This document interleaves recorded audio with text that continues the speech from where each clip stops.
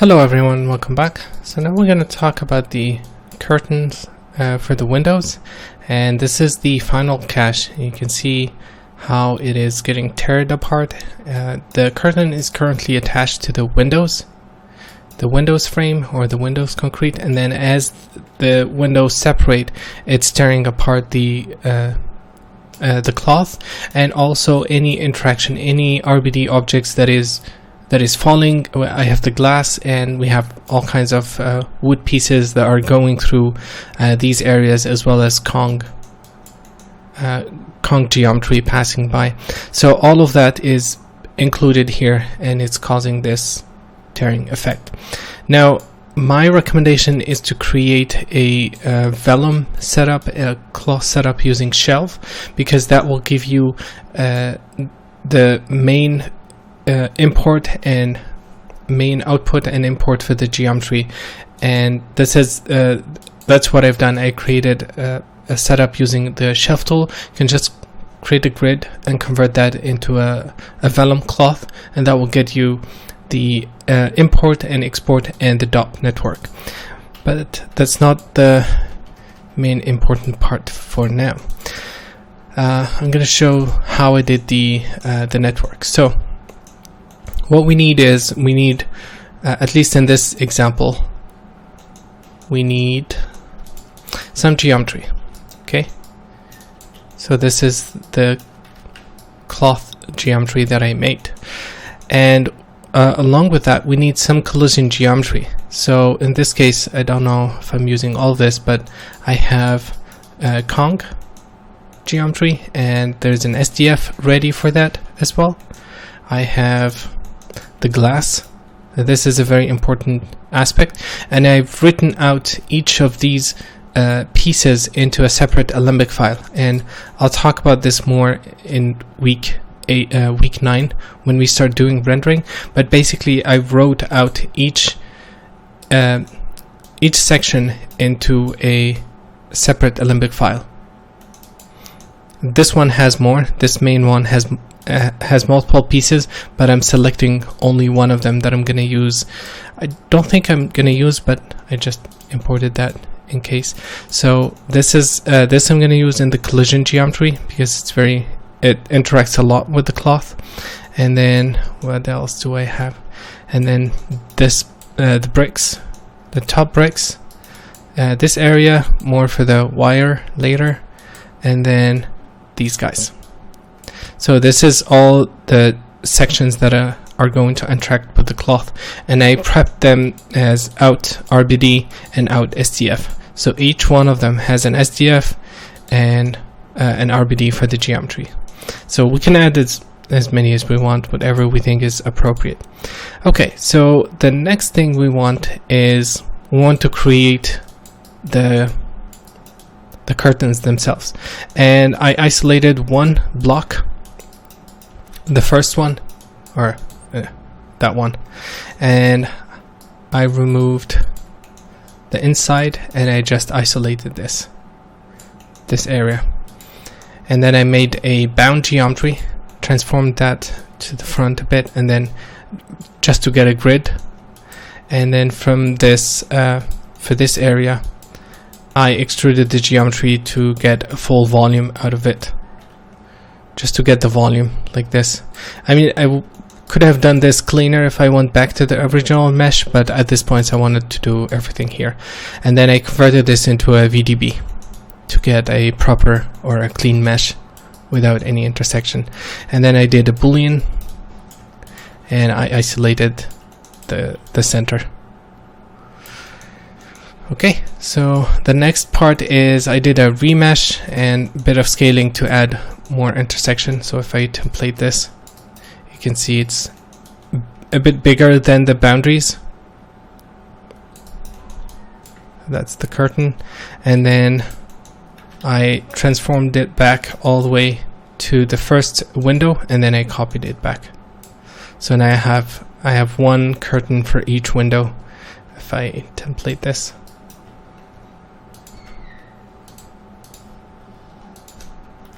so each window has a curtain.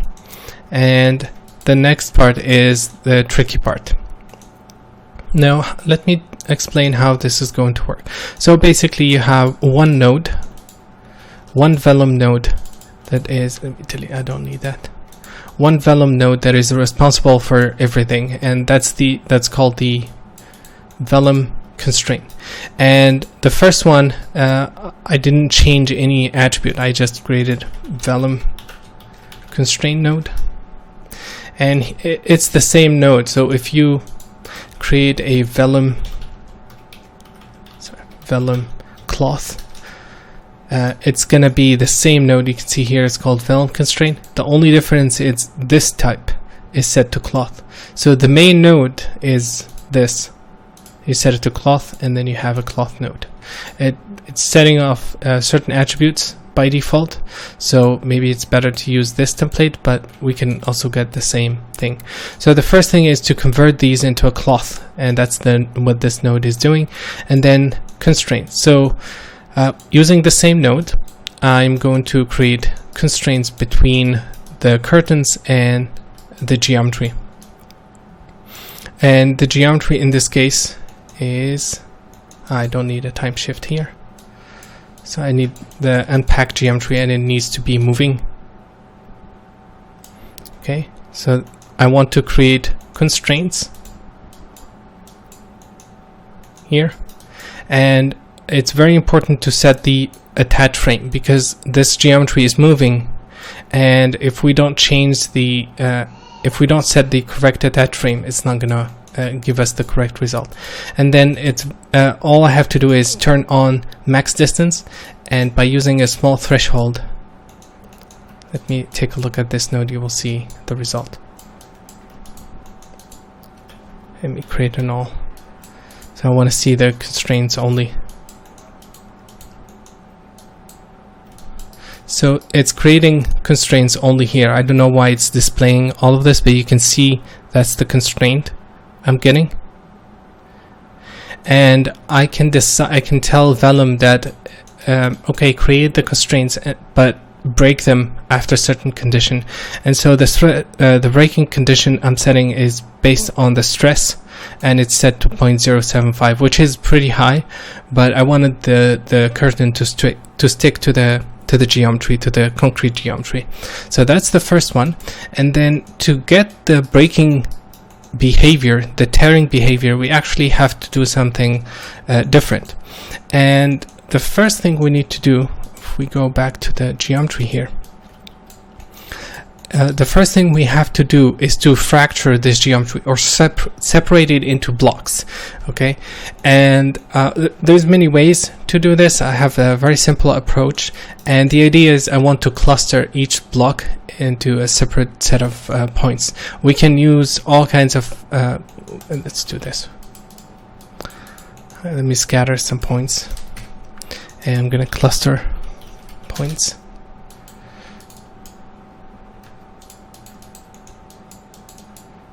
And let's put a color node, set it to random from attribute. The attribute is cluster, and let's see. So you can see now we're creating clusters into these, and this is a great way as well if we wanted to break them. What this means is there's a very high chance for vellum to tear this geometry along the edge of these clusters. Obviously we have to set this up, but that's how it works. There is no automatic tearing based on a stress or anything like that. The geometry has to be prepped ahead of time, and then we tell vellum, hey, you can break along this edge or along this constraint. And the idea is we're gonna separate each of these islands into a separate group, and then create a constraint between each of these clusters. So the center will not have any constraints because it will be attached by itself, and then any in between geometry you're going to first break the connections, and then we're going to create constraints. So if we look here, you can see I have these are my clusters. It's much smaller, and then you can see the constraints in between, and with those constraints I'm setting the breaking threshold to 0.4. pardon me, and it's based off a stretch as well. So if the cloth stretches too much, it can start breaking those constraints. So let's see how I did that. And the way I do this is by storing the original position. So orig pt is equal to ptnum, and then I'm using a poly reduce. So poly reduce to generate points on this mesh basically. But these points, they actually land on the geometry. Okay, they are very relative to the topology of the geometry itself. And what I then do is I convert this into polylines to get curves out of this. So it's wires now, and then I do a for each loop. So let me check this.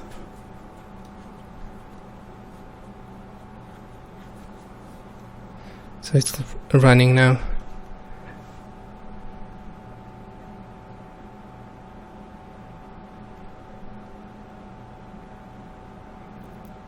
And we'll be done in a second.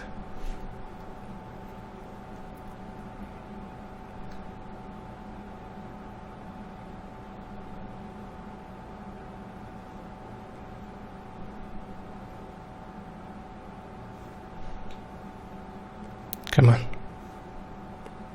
So this is the result, and the way it works, we have this geometry. Okay, and then I poly reduced it, and if I template this, you can see that there is a line there from this poly reduce, and this line has it's very close to this edge. So if we look, for example, it's very close to this edge, and what we do is I convert it into lines, and I'm gonna loop over each primitive. And what I do is I loop over each primitive, and then I use a find shortest path. So let's do this. Let's isolate one primitive.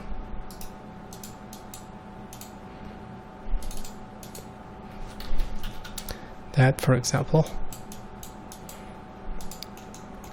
And I'm gonna use a find shortest path. And I'm going to use the original geometry. I'm going to say find the shortest path on this geometry where I have the first point, where the first point starts and it ends. So we tell it that like a region, give me whatever edge is closest to this by traveling through the geometry. So if I connect this here, and then in the find shortest we set the start point to be 0 and the end to be 1, you see it gave me back an edge. So if we loop over each one of these primitives, we're gonna get the edge that separates the geometry. So sorry, okay, let me pause again. Okay, so this is the result, and as I explained, we're looping over each of these primitives. You can see they're related, and for each one of them we're asking it to give us the shortest path along that is very close to that has a start point that is very close to this and an end point that is very close to this as well. And I'm calling that scenes, and then I'm using a transfer group. So this is the group, and then we're transferring that to the geometry, and because the edges are the same, we're able to transfer those groups. And then using an edge cusp, we can separate the geometry. So now it's blocks. See, if I double click, before this it's all the same, and then after the edge cusp, it's separate blocks. And now I cached it to disk. And now what we can do is we can go to the the vellum weld, and then one last thing. We need to create a group of the points. So this group, we want to basically find out all the points that are on the edge of each island. And the easiest way to do this, remember we stored the original PT, and that's still the same.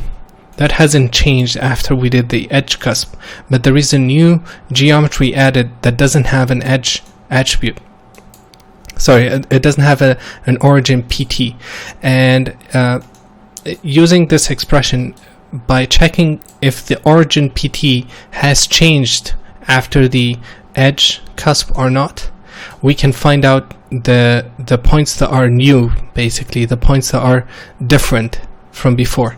And so we can see here that this group is selecting everything inside. And I'm gonna do an add node here. I'm selecting all the points, and then if we isolate the origin PTs, the points, you can see that it's giving us the edges. And inside this vellum weld node, I'm selecting everything except I'm setting it to weld mode, and then I'm gonna weld all the points that are not in this group, and the target is the inverse of that. So we want to create connection between the clusters basically by this. And I have a breaking threshold set to 0.4, and that's pretty much it. The main trick is isolating the islands and getting the groups really to get the tearing off the cloth. And then in terms of setup, once you do through the shelf, you will get the vellum object and a vellum node with the geo and source. So this is our geo, and this is our constraint. So that's all we need to feed into the DOP network. And then we have vellum solver, and inside I imported these RBD objects, and they're set to use deforming geometry. And actually the slowest part is the SDF and importing the geometry. So this is first one. I will just show which one I used. The bricks, this, and conch, and that's it. And then I run the sim and I import the cache, and this, you will get this set up by default. And this is the final setup. And you can see the stretching and tearing, and that's how I did the window curtains. Thank you guys for watching, and see you in a bit.